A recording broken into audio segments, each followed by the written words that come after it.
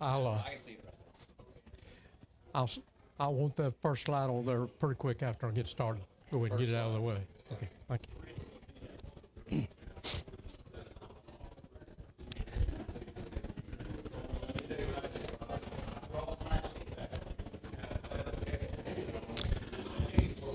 All right, may we have your attention, please? It is time for us to begin. And may I encourage you to buckle your seatbelts. We're about to take off and move rapidly.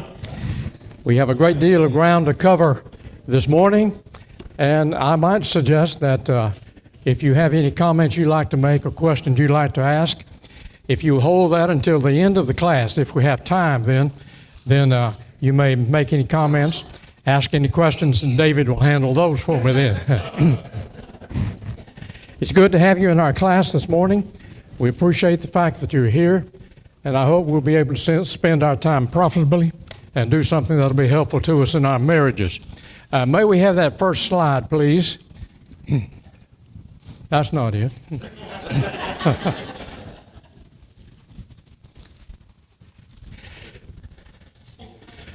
Now, before someone gets married, they may look like that, you see. Happy, looking forward to it. Now, may we have the second slide, please? That's the way it looks before marriage. Turn it upside down. Sometimes that's the way it looks after marriage. Now, we don't want you to look like that. We want you to look like the first one. You may take that off now, please. We are delighted that you're here.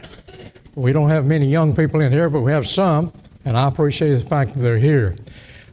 Sometimes parents don't want their children to be in the class on marriage. They're afraid they'll hear something they ought not to hear. But I assure you, you're not going to hear anything in this class that they ought not to hear. And do you mean to tell me you don't want your young people to be in a class on marriage when you give them a computer and they can see anything and everything, or an iPhone? I've been a little out of touch, I guess, with things. Recently, I was going through the email on my computer, and I ran across one thing. I checked it. There were several things on there. And then on one of them, I mean, it showed something that'll make your hair come out. You can see anything and everything on an iPhone or a computer. And you mean to tell me you'll give your young people a computer or an iPhone, but you don't want them to be in a Bible class in which we're trying to teach them how to marry properly and have a good marriage? If I were a parent of young people, high school age at this point, I would do everything possible to have them in a Bible class that's trying to teach them how to marry well, have a good marriage. I would do everything I could to have them in every Bible class, every week, if it's going to try to teach them what the Bible teaches.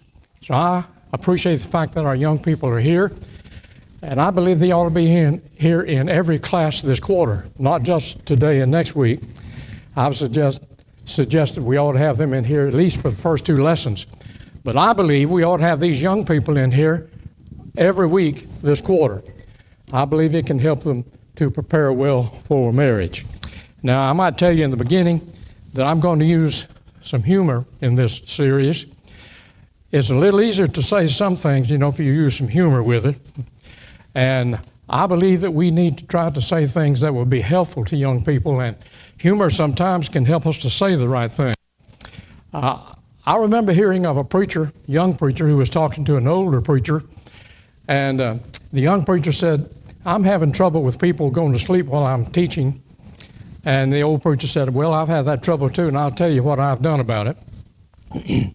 When I begin to see people dozing off, I stop and say, some of the happiest hours of my life have been spent in the arms of another man's wife." And their mouths will fall open about like that, They wake up. And then I say, "It was my mother." Well, that computes. Some of the happiest hours of his life when he was young was spent in the arms of his mother, and it was another man's wife. So that wakes people up, and the young preacher said, "Well, I'll try that, but I can't remember the punchline. I can't tell jokes well." But the next time he got up to teach, he began to see people dozing off. He stopped and said, some of the happiest hours of my life have been spent in the arms of another man's wife. Their mouths fell open like that, and you could count their tonsils. He turned red, blushed, and said, but for the life of me, I can't remember who that woman was. Now, I think we may have to do that now and then to wake up some folks, but I want you to listen all the time. And it will be a little easier to say some things if you use a little humor with it, so I'm going to do that. I'm going to present this lesson today as if I'm talking to young people, but it's going to rub off on some older people, I think. I hope that everybody will listen, and I believe it can be helpful to those who are older, those who are married, and those who may be thinking about getting married. You know, we sing Yankee Doodle, and the rooster says cock-a-doodle-doo, and when some of these girls get married, they say any doodle-doo. But I hope that we'll be more careful than that. I hope this series will help you to be careful in your choice of a person to marry. But if you're between the ages of 10 and 20 and not yet married, in the next few years, you're going to make an important decision, one that will determine your happiness here and hereafter. So I hope that you will listen very carefully, think about the things that are presented throughout this particular period of time. Now, there are so many things I'd like to say, but I'd like to point out a few things here in the beginning. I'll be talking about some marriages that are not what they ought to be. I'm going to talk about some moral situations that ought not to be present. And I hope that we'll all think about that, because they are the reason we're having a lesson like this. We want to avoid some things, you know, that can destroy your happiness here and hereafter. Some of our people have disastrous marriages because they haven't been listening or they've paid no attention to some things that were taught.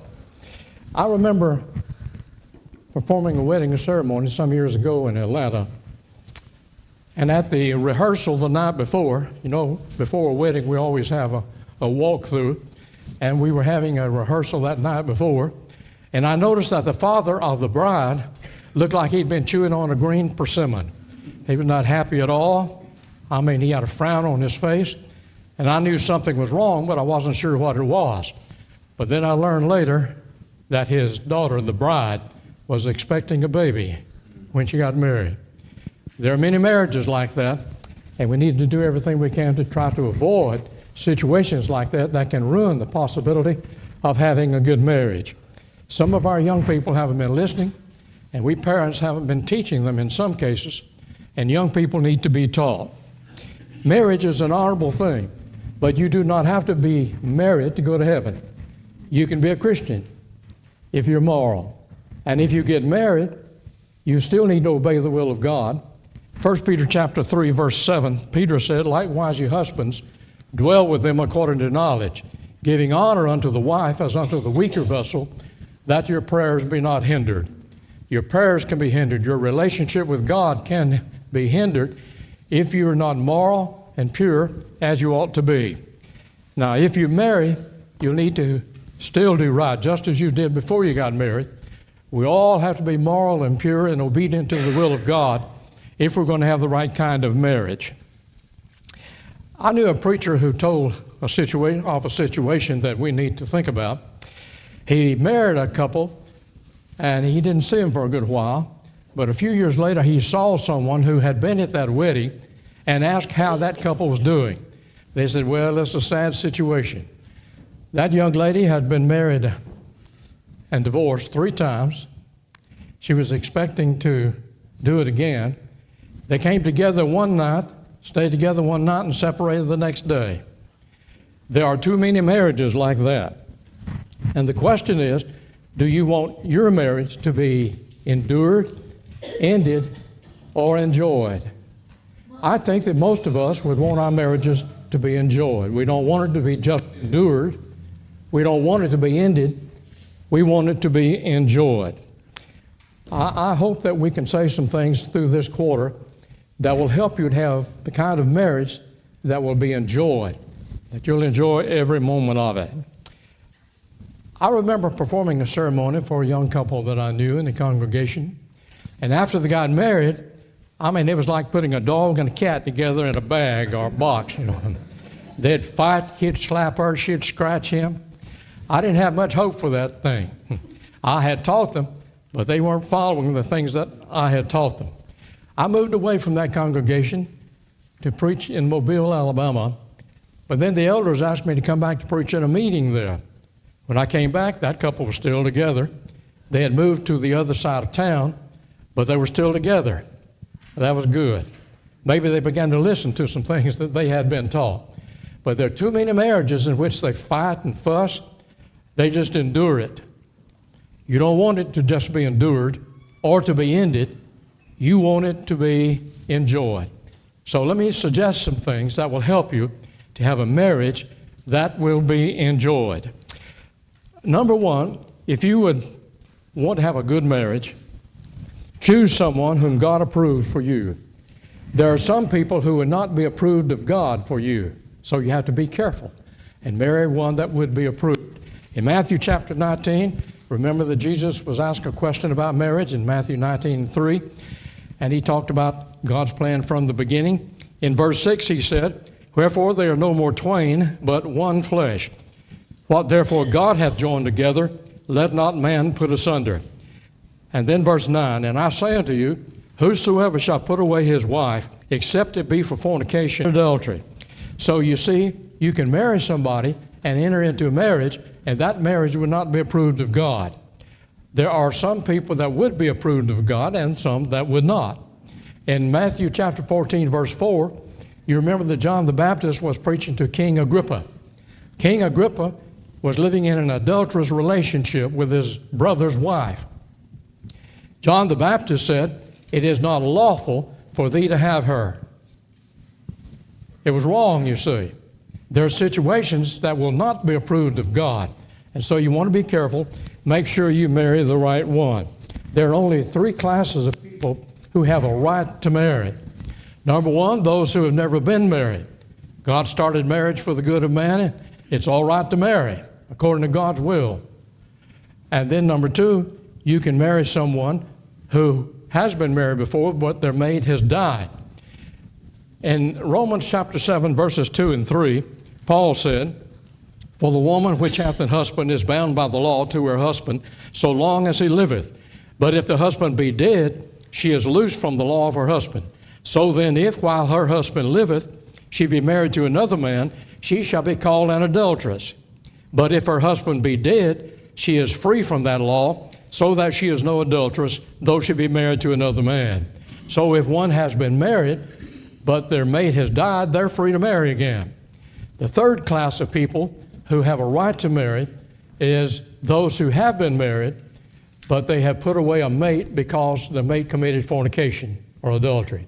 They have a right to remarry, according to Matthew 19 and verse 9. So there are people who divorce for trivial reasons. And if you marry somebody who made faces at him during his sermon and sometimes snored louder than he did. So now that's a disconcerting thing, I can tell you, but that doesn't give him a right to put her away or her to put him away. Number three, a Detroit wife got a divorce after telling the judge her husband inspected the garbage every night, and if he found the potato peelings too thick, he scolded her for wasting potatoes. Can you imagine divorcing somebody for that reason? And then one husband got a divorce because his wife had a habit of insisting that their pet monkey sleep in bed with him every night. There are people who get divorces for trivial reasons. And if they divorce for a reason like that, they wouldn't have a right to marry again, you see. Marry someone who would be approved of God for you. Even those who have ended their marriages and have married again will tell you that you will be far better off and happier if you don't even consider marrying somebody who's been married before.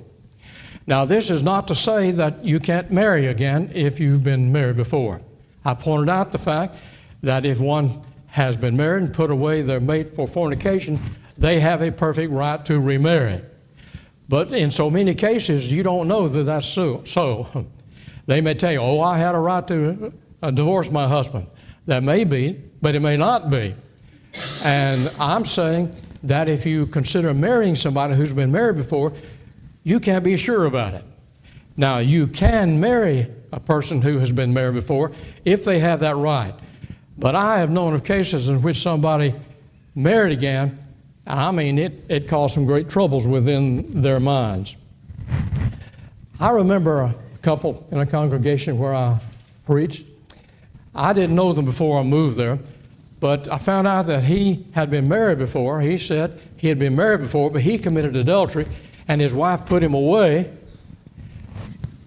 and then he married somebody else. He didn't have a right to. The Bible doesn't give him a right to remarry, but he did, and he worked on his mind. And he was going from preacher to preacher, trying to find a preacher who will give him some hope. The tragedy is he found one. And you can. I don't care what your situation is. You could be married and divorced 10 times, never with the right cause for divorce and remarriage, and you can find a preacher who will tell you you're all right. Isn't that right, David? You can find somebody who will tell you you're all right. Well, he found somebody, but it didn't help him. I mean, it really had him torn up. One day between Bible study and worship, he came to me and said, Charlie, my wife and I are going to respond to the invitation this morning, and we have made a decision. He said, last night I had a gun in my hand, and I was about to commit suicide because I'm so torn up over it. But we decided not to do that, and he said, we are going to stop living together as husband and wife. Now, we're going to move out of the same bedroom to live in different bedrooms, you know, all that entails, and not commit adultery anymore. But we're going to live in the same house so I can take care of her. Well, he said he was going to do that, not commit adultery. Sometime later, they moved off to another congregation, and then one day he stopped in to visit with me, and he said, you know, that commitment we made that we're not going to commit adultery anymore, and we've been faithful to that commitment except for about 3 times. It would have been amusing if it not had been so serious. He was still committing adultery. Sometime later, he put that gun to his head and ended it. Shot himself to death because it was eating on his conscience. He knew he was living in adultery, not to be married to that one. And so people need to be very careful and not get into a situation like that, because you may reach the point the only thing you see you can do is just kill yourself and get out of that arrangement. So you need to choose someone that God approves for you. If you'll do that, you can have a marriage that will be enjoyed. Number 2, choose someone who will have the goodwill of your parents and others who love you. Sometimes young people are about to get married, and the mom and dad will say, I don't think you ought to marry that person. Don't think that's the one for you. And young people think that mom and dad don't want them to be married. Young people, listen to me. Your mom and dad want you to be married. They don't want to have to support you the rest of your life. They want you to grow up, get a job, and marry and provide some grandchildren for them. They want you to be married. But if they see that that's not the person you ought to marry, they're trying to tell you, you need to look some more. You don't need to marry that person. Some things have changed. Did you know that there was a time when parents chose the mate for their children? In Genesis 24 and verse 4, we read that Abraham sent his servant over to the old country from which they'd come to find a wife for Isaac. Isaac didn't have anything to do with it except marry her, you see. I'm glad things have changed. I wouldn't want my parents to choose my mate for me. But you know, some people won't listen to parents at all. Parents try to tell them, that's not the one you ought to marry, and young people will not listen. Some parents are a little hard to please, I realize that. There was a boy who fell in love with a girl and brought her home to meet his parents, and his mama didn't like her. And he said, I better not marry her then. He dropped her and then found another one, brought her home to meet his parents, and his mama didn't like her. He decided he better find one like his mama. He found a girl just like his mother, looked like her, talked like her, acted like her, brought her home to meet his parents, and then his daddy didn't like her. You might not please both of them. One or the other may be displeased. But the fact remains, you need to find someone that your parents will accept. They can see some things you can't see. Now, they can understand how you feel at 16 years old better than you can understand how they felt or feel at 40. Because you've never been 40, they have. And they've been 16. So you do well to listen to your parents. If you please one, you might not please the other, but you ought to listen to your parents. They can see some things that you can't see. They can understand how you feel when you're 16 because they used to be 16. They know when you think you're in love, and you ought to listen to them. You can't marry without being an in-law and without having an in-law. And so you need to be very careful and choose carefully, because in-laws can become outlaws if you're not careful in a marriage situation. You can't marry without becoming an in-law. Now, there was a girl who brought her boyfriend home to meet her parents. She thought he was a fine person. She wanted to marry him. This old boy had long hair down to his waist nearly, tattoos all over his body. He was not very polite to the parents of this girl. And after he left, the mama said to that girl, "He doesn't appear to be a very good person." And she said, "If he was not a good person, why would he be doing 500 hours of community service?" Well, some judge had sentenced him, you see, to 500 hours of community service. And some young people don't know some things, you see, and they ought to listen to mom and daddy. Choose someone who will have the goodwill of your parents and others who love you. Now, I'm rushing on because I have so many things to cover, and I hope that will suggest what we're really talking about. Number 3, your chances are greater if you take some time to find out some things about that person you're going to marry. Don't marry someone you don't know. And young people may say, "Well, you know I'm not going to marry somebody I don't know." It has happened. I performed ceremonies for young people who were getting married to someone they didn't really know. Some have married on their first date while drunk and don't even remember it. A preacher I knew told this story. Now, I didn't see the situation, he did.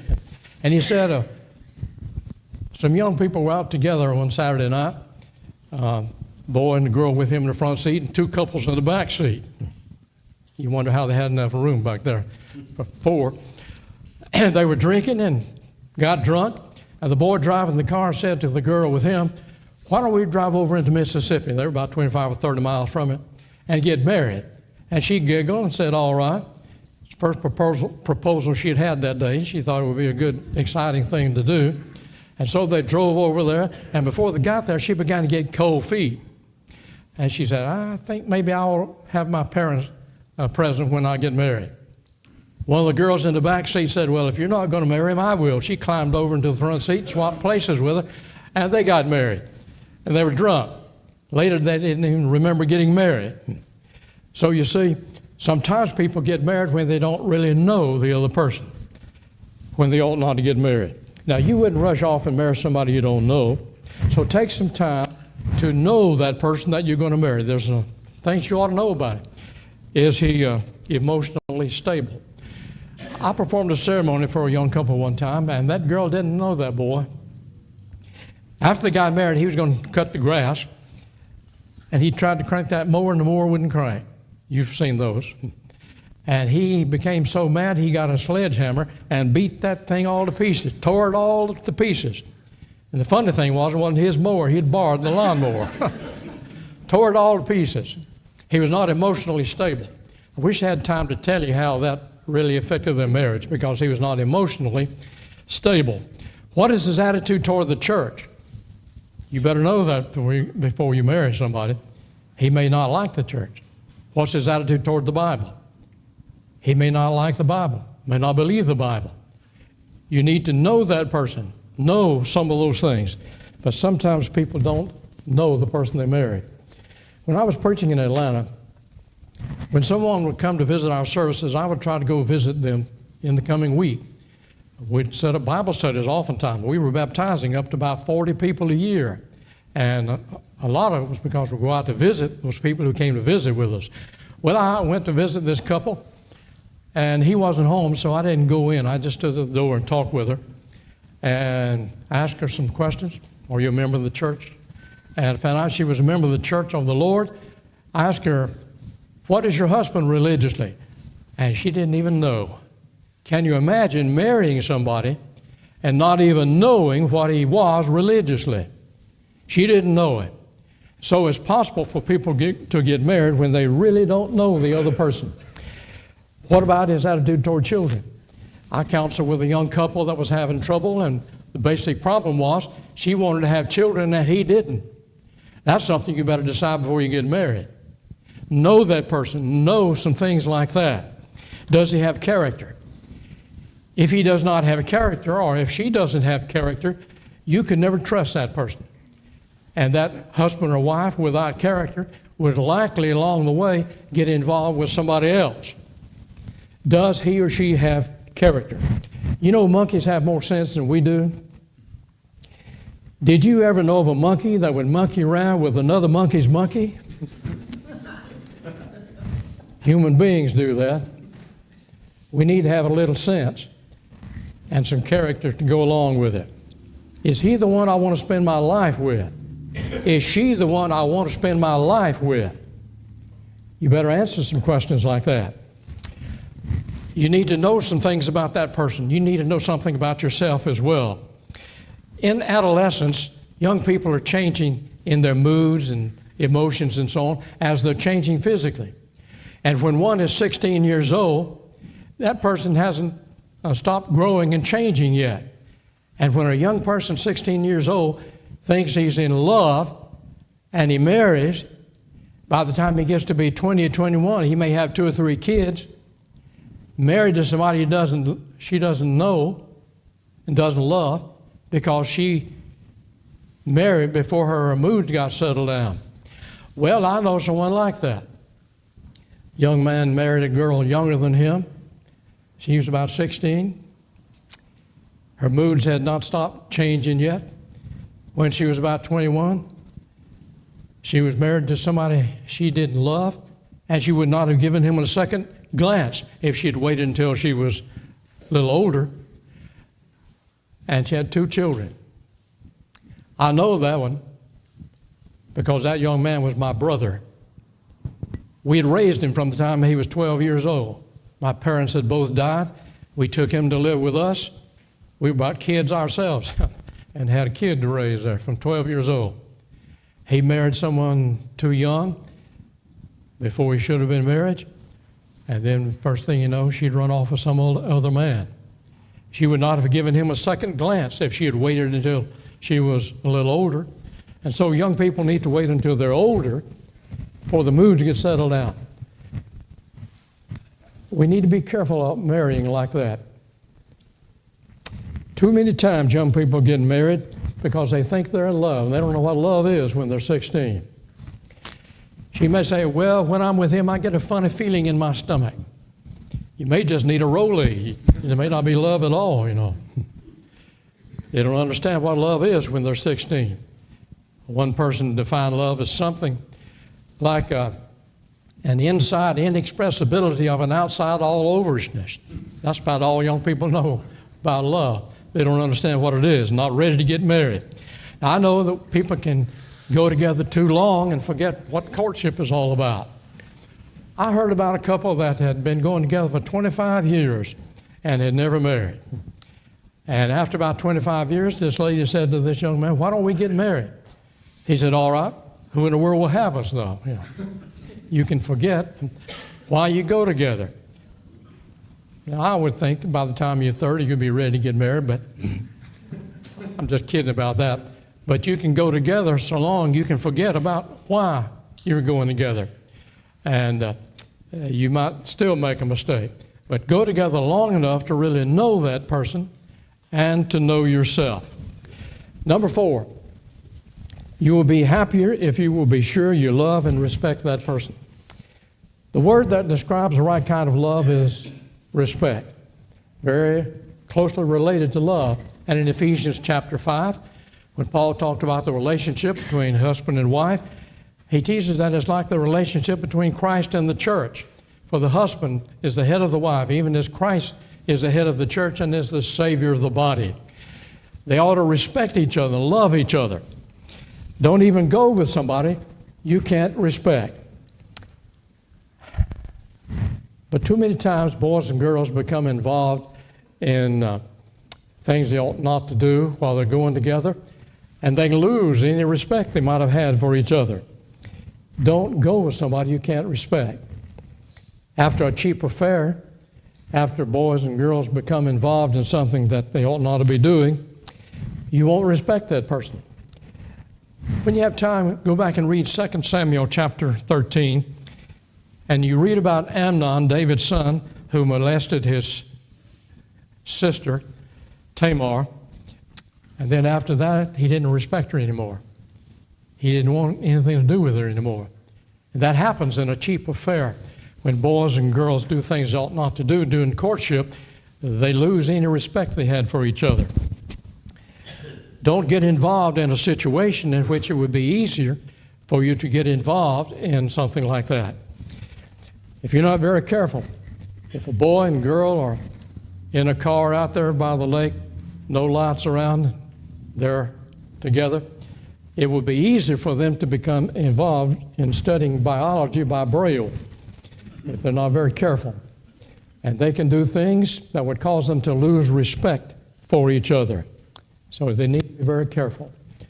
Quicker than a penguin can slide down an icicle, a petting session can turn into a jam session, and you can be the one in a jam. And you can lose respect for each other.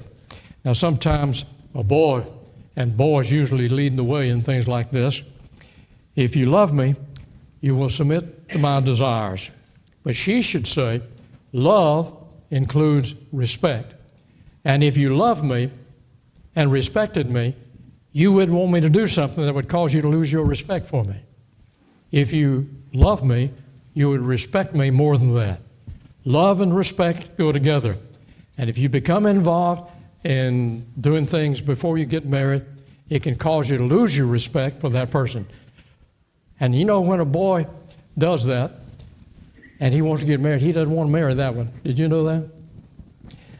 Boys, usually it's the boys, who think that situations like that are like drinking a Coke out of a no-return bottle or can.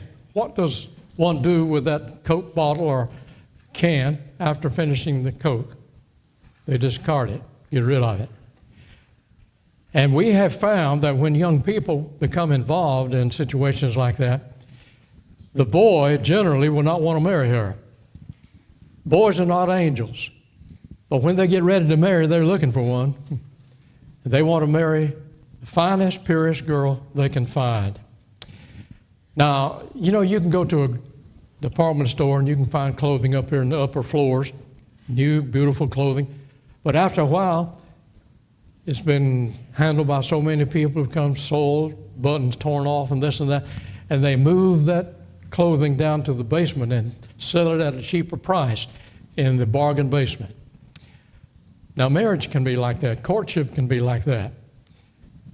You can become involved in things that will cause you to be less desirable to marry. And then you can find somebody to marry down there in the bargain basement. But you don't want to marry somebody down from the bargain basement. Keep yourself pure. Respect one another. Don't go with somebody that you can't respect. You know, boys will talk, and if they have been involved with some girl in an immoral situation, they'll talk about it. Now, if you hear boys talking about some girl who allows just anything, you don't want to marry somebody like that. Girls will talk too. When they hear about a boy who has been involved in things in which he ought not to be involved, you don't want to marry somebody like that. Keep yourselves moral and pure and be the finest person you can be if you want to have the right kind of marriage. You'll be happier if you will be sure you love and respect that person. That means you ought not even date somebody you don't respect. Number 5, your chances for happiness are greater if you know something about human nature.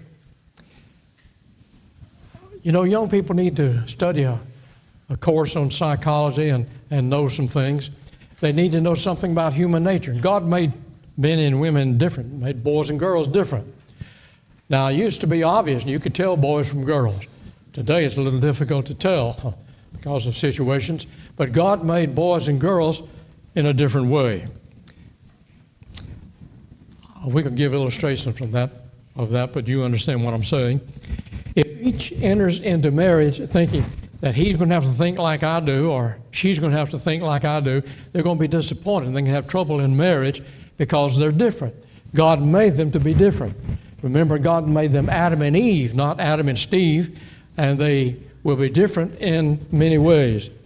In Genesis chapter 2, God said, "It is not good that man should be alone. I will make him an help meet for him, a help suitable to man's needs." Why? Because there's something missing in man by himself. There's something missing in a woman by herself. But both of them can form a whole. And so in Genesis 2:24, it says, "Therefore shall a man leave his father and mother, and shall cleave unto his wife, and they twain shall be one flesh." So there's something missing in each one, but put them together, they form a whole. Now that difference shows up in things they're interested in. In the physical part of marriage, they're different. There are several differences there. And they need to be taught the differences. And they can have a good marriage if they understand that. Notice how else God made us differently. Women tend to express their emotions. Men tend to suppress theirs. Men don't like to be seen crying in public. Women can cry at the opening of a supermarket. They're different, you see. Their emotions are different. And if they don't understand the fact that they're different, they can have trouble. But you know, that's a safeguard. God knew what he was doing. Suppose they're married and after a year or two they have a baby, and about 2 o'clock in the morning, the baby coughs. Mama hears it some way. Daddy's sound asleep. He doesn't hear it. Mama hears things like that. And she jumps up and says to her husband, "The baby coughed. We better take her to the emergency room." And she finally gets the husband awake enough to talk to her. He said, "Well, let's just watch her for a week or two, and if she does it again, we'll call the doctor and see what he says about it." They're different in their emotions, you see. And if we understand that, then we can get along. We understand that God made us differently in that regard. If she does not understand that difference, then she may think he's the most callous, hard-hearted person she's ever known. If he doesn't understand that God made her as she is, he may think that she is fanatic, emotionally excited. But if they understand that God made them differently in that area, it will enable them to get together and work it out all right. Another way they're different. She likes to be reassured that he loves her, so she'll know she's not just a slave around the house. He needs to be expressing his love for his wife, telling her, "I love you." On the other hand, he says, "I show her that I love her. I got a job so I can make the payments on the house. I got a job so I can make payments on an insurance policy on myself, and if I die, then she can have a better time with the next one she marries. I show her that I love her by what I do." Well, she needs to hear it, though. He needs to be telling her that he loves her. They're different in that regard. He thinks it's a little mushy, and it's hard for him to say, "I love you," but you better learn to do it. He needs to learn that there's a difference in them, and he needs to fit in with the way God made her. He tends to conceal his emotions. He doesn't like to say some things like that. I heard about a couple that had been married 40 years, and the wife was complaining to her husband because she said he never told her that he loved her. He said, "I told you 40 years ago when we married that I love you. If I ever change my mind, I'll let you know." But that won't cut it. He needs to be telling her that he loves her. Well, if each can understand the other's needs and makeup, then they can get along in a marriage, you see. If they don't understand that, they're always going to have conflicts. And then, second, God made us different in the way we observe things. You know, men are just casual observers. Women notice details. And that sometimes runs into a problem. There was a husband and wife going home from worship services one Sunday, And the wife said to her husband, "Did you notice that dress Sister so-and-so was wearing?" He said, "No, I didn't pay any attention to it." She said, "Did you notice that hat Sister so-and-so was wearing?" He said, "No, I didn't notice it." She said, "Well, a lot of good it does you to go to church." We don't go to church and notice things like that. And men don't pay much attention to little things like that. Women do. Women are not casual observers like the men. He gets all involved in the workaday affair, and he doesn't pay attention to these little things that are important to her. She may give him a letter to mail, piece of mail. He sticks it in his inside coat pocket, goes on to work, and forgets about it. He doesn't mail it for 2 weeks.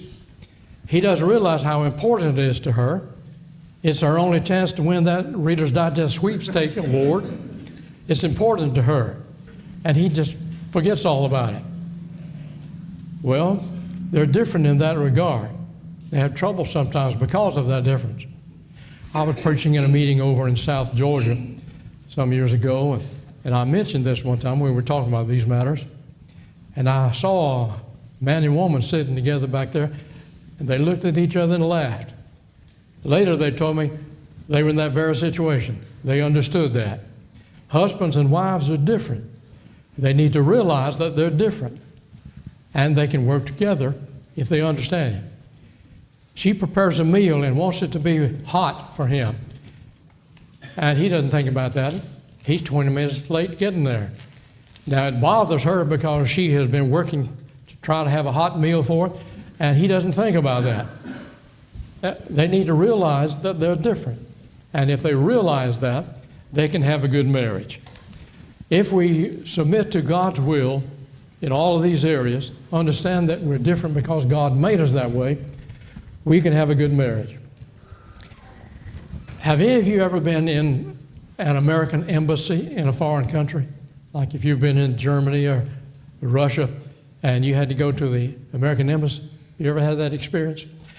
Well, I haven't been in one, but I'm told that if you go into that American embassy in a foreign country, it'll be like being in America here. They have it fixed up like America. You know, our homes ought to be like that. It ought to be a little taste of heaven here on earth. In our homes, if we're acting like God wants us to act, living as He wants us to live, our homes can be a little taste of heaven here on earth. Let me ask you a question.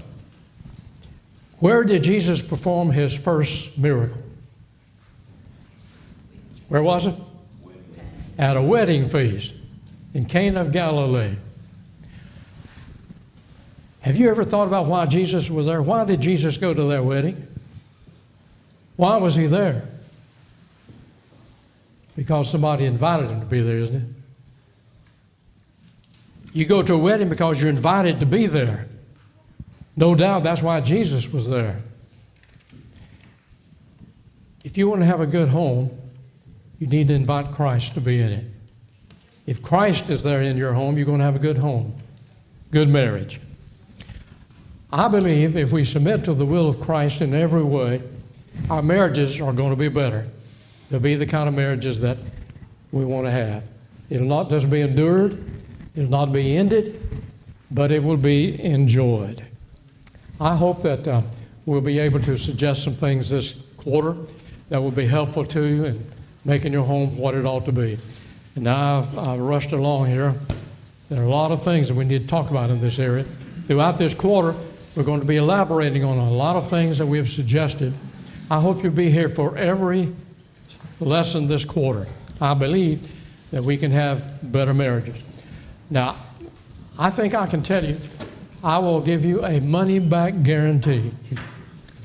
If you will be here to hear all the lessons, and if you will seek to put into practice the principles that are suggested, I believe you'll have a good marriage, a better marriage. Even though you've been married a long time, I believe you can have a better marriage. I'll give you a money-back guarantee. Now, I won't have to pay you anything because I'm not receiving anything for it, but I believe it'll be helpful to you. We're delighted you're here today. Look forward to it the next time.